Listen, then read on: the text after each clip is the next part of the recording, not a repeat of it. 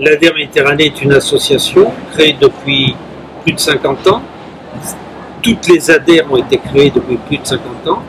C'était à l'initiative de la DATA et de l'État pour essayer de rapprocher les entreprises et les laboratoires de recherche afin de développer le territoire local et de mettre en harmonie les formations, la recherche et les besoins des entreprises. Donc l'ADER est issue de ce grand mouvement et depuis 50 ans, elle est le reflet de l'évolution des territoires et de l'économie des territoires. Et on a bien senti depuis ce temps, j'y étais pas au début, mais on a bien senti depuis ce temps que les activités de l'ADER évoluaient au même titre que l'économie a évolué. Et on a constaté assez rapidement que les centres de recherche des entreprises ont quitté les territoires, les régions, ont quitté parfois le territoire national, et que des grosses entreprises se sont regroupées et s'adressaient moins, y compris aux laboratoires de recherche des régions. Et du coup, on s'est intéressé aux PME, PMI qui, elles, étaient demanderesses d'innovation, d'améliorer leurs process pour pouvoir suivre cette évolution mondiale. Et on a travaillé avec les entreprises et les secteurs d'activité ont aussi changé. On est passé de la métallurgie, de la chimie en région PACA, à la microélectronique, à l'agroalimentaire et maintenant au développement durable. Et c'est cette résonance entre le territoire, les évolutions, l'évolution de l'économie mondiale qui a fait qu'on s'est intéressé de plus en plus près au développement durable.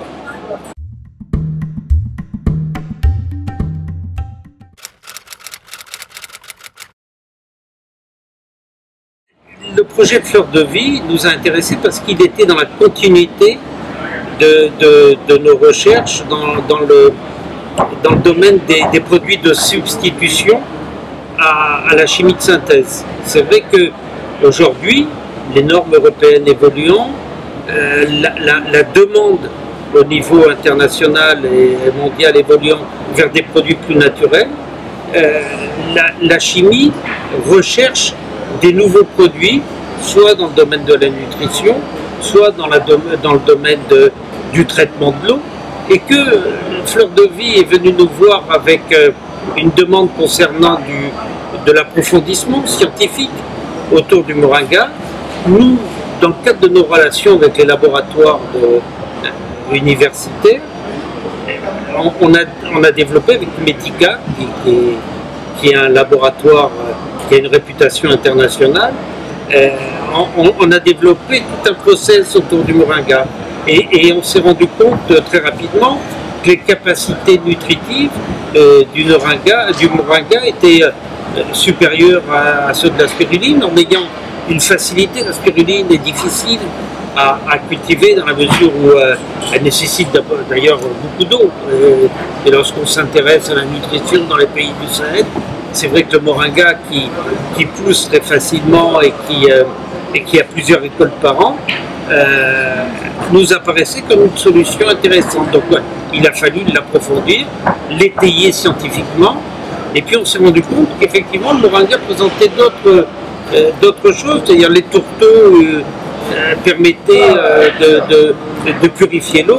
Enfin, il y a tout un tas de sous-produits, y compris dans la cosmétique, donc tout un tas de sous-produits autour du moringa qui présentent des intérêts vraiment passionnants, et donc on s'est penché sur le moringa.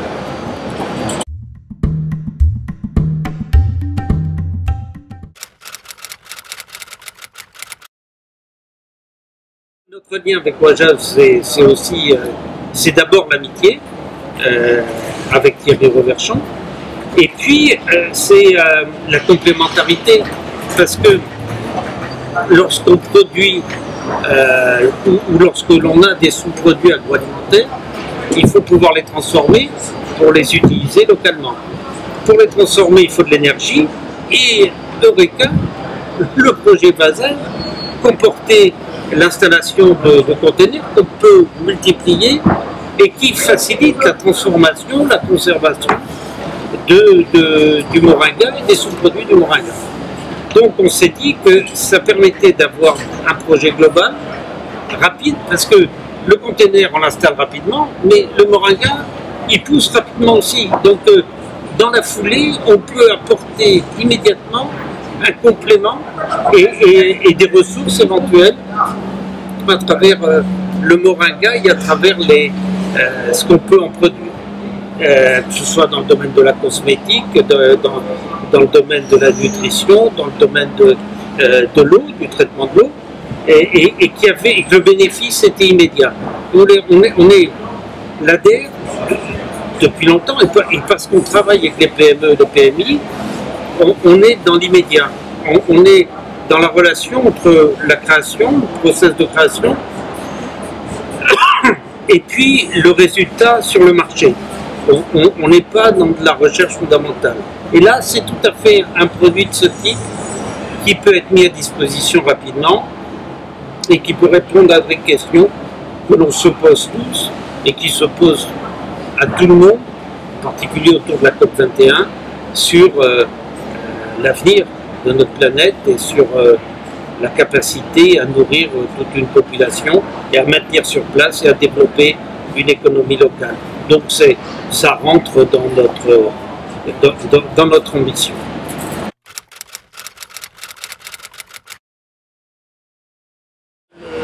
La prolongation du partenariat entre ADER, Fleurs de Vie et puis Oisaz est déjà en cours de concrétisation parce qu'on n'a pas attendu la COP21 pour répondre conjointement à des appels à projets internationaux.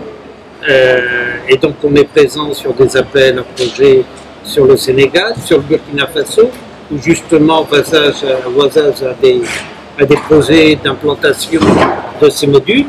Et donc on va développer cette complémentarité au niveau du terrain en essayant de... C'est une originalité, c'est-à-dire qu'on part de l'agroforesterie à la transformation, à la création de vie autour de ces boîtes, de ces containers qui vont être installés et qui sont des sources de vie, des sources de communication, des sources de formation, des sources de réparation et des sources de vie sociale et culturelle, et puis qui seront aussi des sources de nutrition par la transformation des produits. Donc on a un projet global pour des villages déshérités sur la partie du Sahel et sur toute cette frange où malheureusement on a des problèmes de nutrition. Donc c'est original, il y a peu de projets, il y a beaucoup de projets qui couvrent une partie.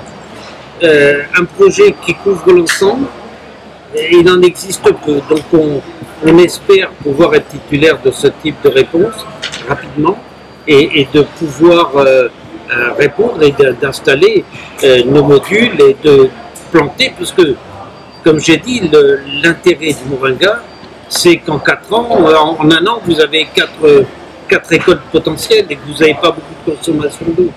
Et donc, voilà, c'est vraiment un espoir que l'on fait, qui est important, qui va permettre de réintégrer cette plante qui était déjà accoutumée à la région auparavant et qu'on peut développer sur toute cette bande. Lorsque l'on voit sur les prévisions de Oisaz les lieux d'implantation possibles, et lorsque l'on vérifie sur les zones dans lesquelles le moringa peut pousser, on s'aperçoit qu'il y a une adéquation quasiment totale. Donc on est dans un vrai projet qui répond à un vrai besoin et qui peut dès demain se mettre en route.